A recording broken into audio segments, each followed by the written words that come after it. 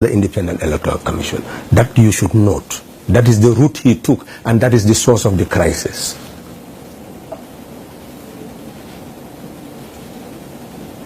When that declaration was made, and a threat that he will not tolerate any demonstrations, the coalition met, reviewed the words, reviewed the letter, reviewed the spirit, and we saw that the spirit was no longer calling for peaceful transfer of power. It is calling for confrontation. And the coalition said that it is not interested in confrontation. It will not take part in confrontation. No demonstration will take place because the Constitution will prevail. The language of the Constitution says that the Independent Electoral Commission will declare the winner.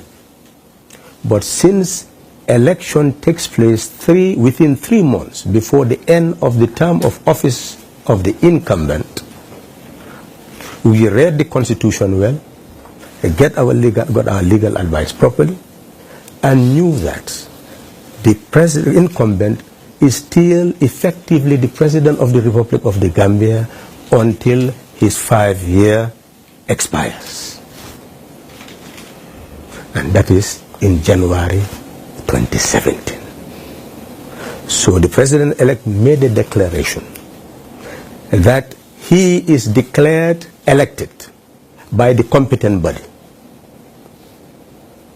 And according to the Constitution, which has no ambiguity, he is to assume office on the day that the term of office of the incumbent expires.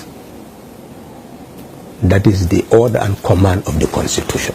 So he issued a statement indicating, having been elected, all my supporters should focus on the day that the Constitution says I should assume office. And don't quarrel.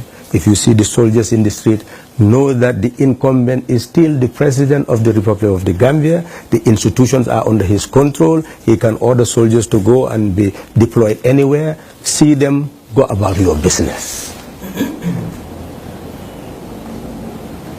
That was the language of the President-elect issued, and we'll give you all the addresses, copies of the addresses that he has made so far before you leave. That was the language. And when he gave that address, and it was a very trying moment for the nation, for the coalition, he added that both he and the incumbent were born in 1965 when Gambia became independent. They are duty-bound to ensure a smooth transfer of power. And that he, in his own language, intends to invite him as the second president of the Republic, along with the first president, to his inauguration. So one cannot talk about inflammatory remarks here. It has never been part of the language of the President-elect.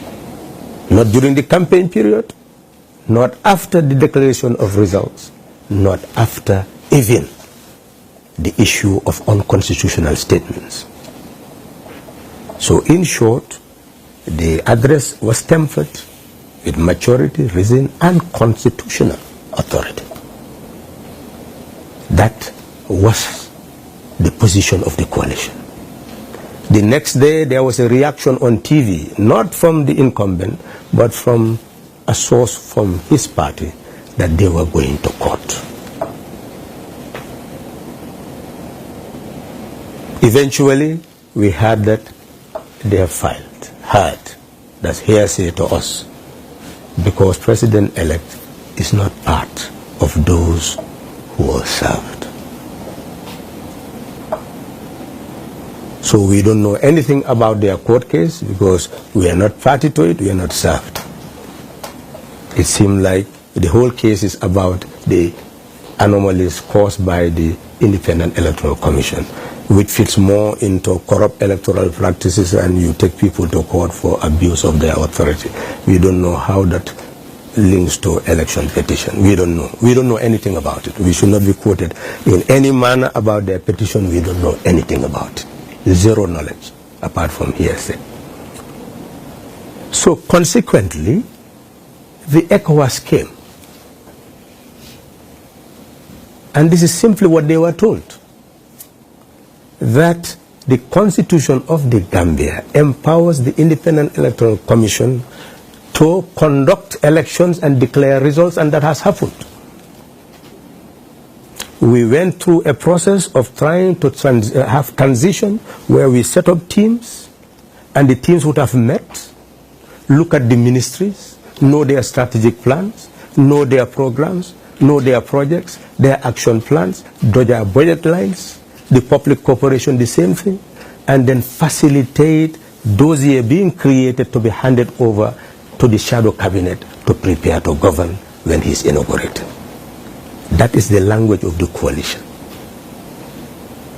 And that was said to the ECOWAS heads of state who came, that it is at that moment when we should move forward is when this declaration was made, which was unconstitutional.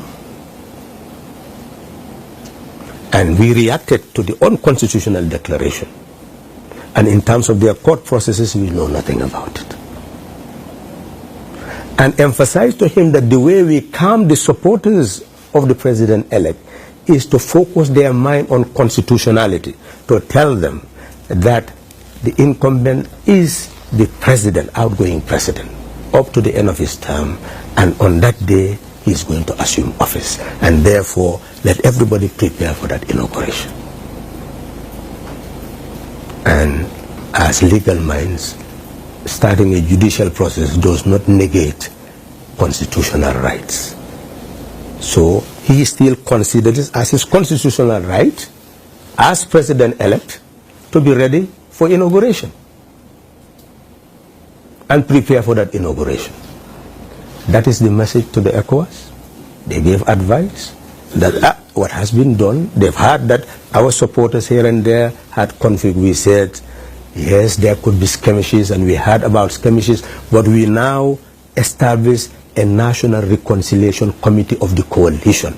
Anywhere we hear conflict, we send them there, and we have solved.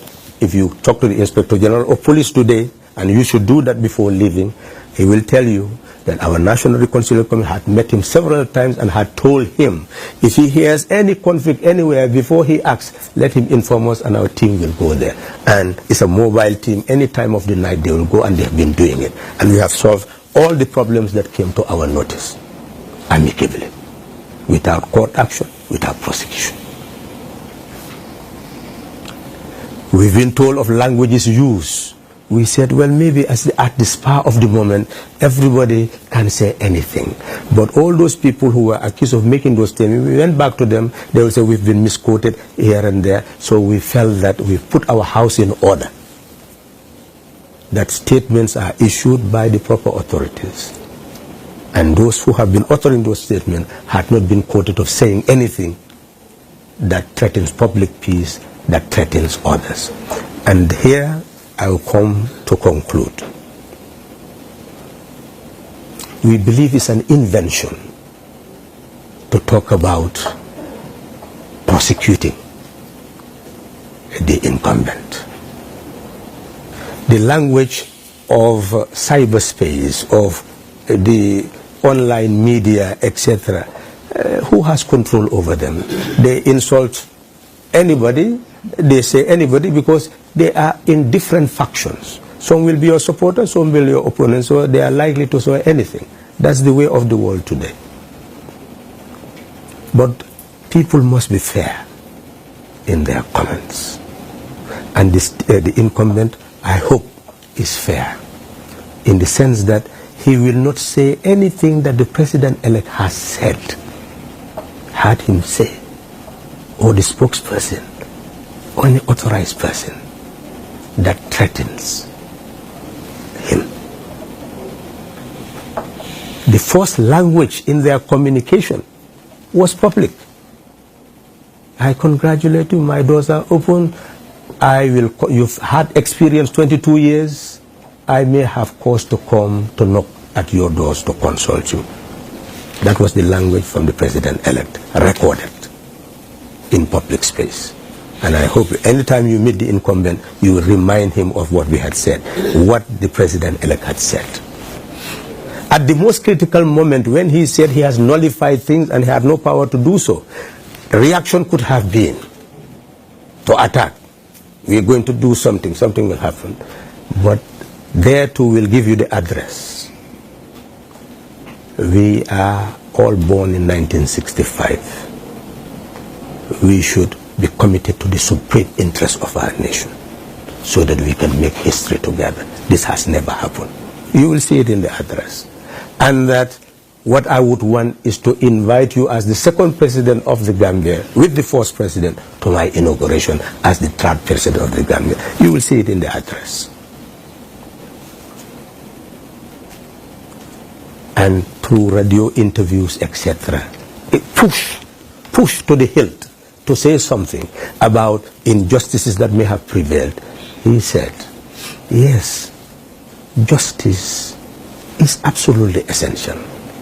And injustice should be redressed. But we are going to take the route of truth and reconciliation. This is the language of the president-elect. And a state that is responsible must listen to a language from a responsible authority to be able to indict if there is need to indict. And we hope that you will note those facts and put it across. So lastly, we have been telling people as a whole that you cannot criticize something and then sink to it. The coalition want to bring redress. So therefore, we want the rule of law. The incumbent is still the president of the republic. He has not been indicted. Nobody has said anything about him. So what brings about exercising prerogative of mercy or amnesties, etc.? That's not the language of the coalition. The language of the coalition is we will respect constitutional authority, which states that you have a judiciary, you have an executive, you have a legislature. It's not the province of the president-elect to talk about anything in that regard. That is a matter for the judiciary. And it is not a matter for the president-elect to get into the presumption of guilt of anybody to talk about providing some amnesty. We believe in the presumption of innocence. That is even after you are indicted. But nobody has been indicted. We have not even taken power yet. So that's not at all the language of this coalition. And we have all the documents to show that in our discussion, in everything we have done, we are preparing to be committed to democracy, the rule of law, respect for human rights, justice, good governance. Because we believe that that is what will enable to endear Gambia to the whole world, so that investors will come, so that we'll be able to make progress. And that is why my conclusion is, as far as we are concerned, we are fully constitutional, we are constitution compliant. And at this material moment, there is no constitutional issue that bars him from preparing for inauguration. And from the language of ECOWAS, we have not seen any of them saying that they are going to flush the incumbent out. Our language is their language, that the incumbent is the president-elect. That is indisputable. And that when the term of the incumbent expires, he should assume office. That is their premise. And that is our premise. And we are working on that. And they are saying they will come when that happens. If anything happens in between, that's a new element. We will not speculate about that. We don't know about that because it does not exist. What we know is what we hold on to. And that's what we tell our supporters. Thank you very much. Moom la President-elect Barrow wax ci kaddu gi mooy ne ci réewi Afrique tey